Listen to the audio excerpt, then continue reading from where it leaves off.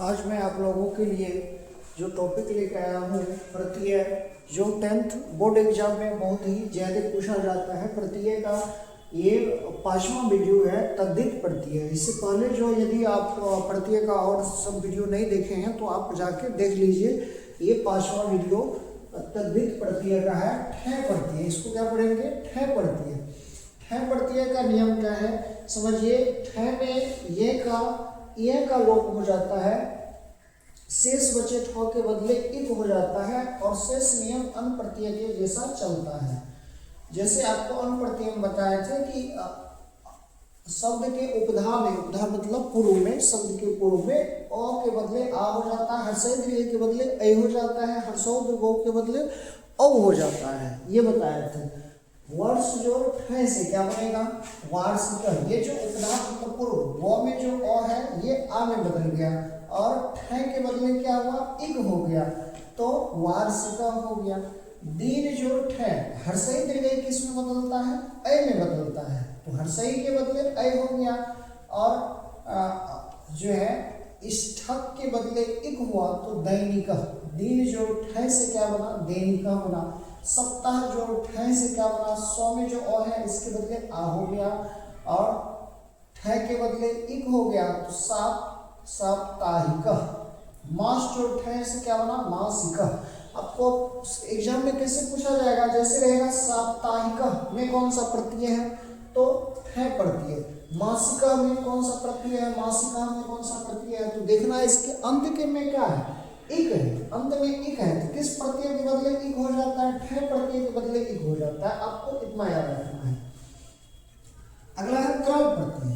त्रल प्रत्यय का क्या नियम है? इसमें त्रल में लौ हलंत का लोप हो जाता है, त्र से स्पष्टता है और शब्द के अंतिम दो हलंत का लोप हो जाता है। शब्द के अंतिम दो हलंत का लोप हो जाता है और शब्द के उपधा में इकार के बदले उकार हो जाता है। समझिए, सर्व जोड़ तरल, तरल में ल लोप हो जाता है, त्र से स्पष्टता है, ये याद रखना है, त्र से स्पष्टता है। तो सर्व जोड़ तरल से क्या बनेगा? सर्वत्र। तरल का लो हट जाता है, त्र से स्पष्टता, सर्वत्र बन गया। तद जोड़ तरल से, देखिए इसमें क्या लिखा? शब्द के उपधा में शब्द के अंतिम दो हलंत का लोप हो जाता है। इसमें जो दो हलंत है इसका लोप हो जाएगा, तो बचा क्या? तो और तरल का क्या बचा? तो। तत्र पूछेगा, तत्र में कौन प्रत्यय है? तो त्रल प्रत्यय। त्र किस में आता है? त्रल प्रत्यय में। किम जोड़ त्रल से क्या बनेगा? शब्द के अंतिम ईकार के बदले उकार हो जाता है। इसमें जो हर्षी का है तो ये क्या बदलेगा? हर्षु में बदल जाएगा, तो त्रल का त्र से सोचेगा पुत्र हो जाएगा। पूछेगा पुत्र में कौन प्रत्यय लगा हुआ? त्रल प्रत्यय लगा हुआ। यद जोड़ त्रल, तो अंतिम दो हलंत का लोप हो जाएगा, तो बचेगा क्या? यत्र। यत्र मतलब यहाँ, तो जिसमें अंतिम में त्र रहेगा कौन प्रत्यय होगा? त्रल प्रत्यय होगा। समझ में आया होगा? जिस शब्द के अंतिम में त्र रहेगा उसमें त्रल प्रत्यय होगा और जिस शब्द के अंतिम में इक होगा तो ठय प्रत्यय होगा। हाल प्रत्यय का नियम क्या है? इसमें लौ का हलंत का लोप हो जाता है, लौ हलंत का लोप हो जाता है, लौ हलंत का लोप हो जाता है। शेष क्या बचेगा? था शेष बचेगा, था शेष बचता है। उसके बाद जो है शेष नियम त्रल प्रत्यय के जैसा चलता है।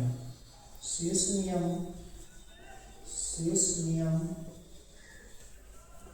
त्रल प्रत्यय के जैसा चलता है। प्रत्यय जैसा जो त्रल प्रत्यय में आपको क्या बताए थे कि शब्द के अंतिम दो हलंत का लोप हो जाएगा और शब्द के उपधा में हर्ष ईकार के बदले उकार हो जाएगा। समझिए, जैसे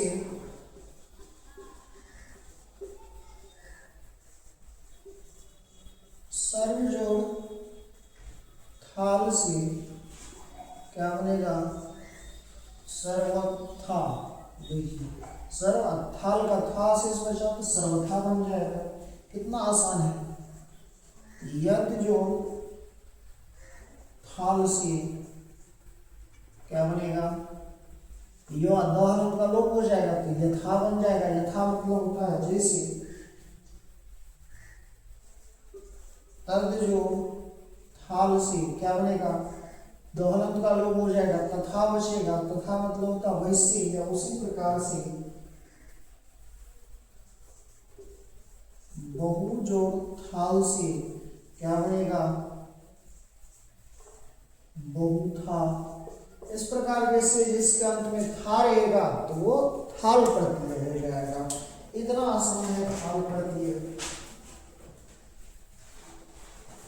आगे देखिए जो अगला प्रत्यय है दा प्रत्यय। दा प्रत्यय ये भी बहुत आसान है, इसमें कोई कुछ नियम नहीं है। देखिए जैसे ही बताते हैं दा प्रत्यय का, जैसे सर्व जोड़ दा से क्या बनेगा, सर्वदा बनेगा। सर्वदा मतलब होता है हमेशा। एक जोड़ दा से क्या बनेगा, एकदा। एकदा मतलब होता है एक बार। तद जोड़ दा से क्या बनेगा, तदा। इसमें द हलंत का लोप हो जाएगा, केवल ये दो बचा तो तदा हो जाएगा। यद जोड़ दा से क्या बनेगा, यदा। किम जोड़ दा से क्या बनेगा, कदा बनेगा। तो आशा करते हैं आपको ये वीडियो अच्छा लगा होगा, आप सभी को नोट कर लीजिए। और ऐसे ही इसके आगे आपका एक प्रत्यय स्त्री प्रत्यय बचेगा जो बहुत इंपॉर्टेंट है, तो आप चैनल को लाइक सब्सक्राइब करें।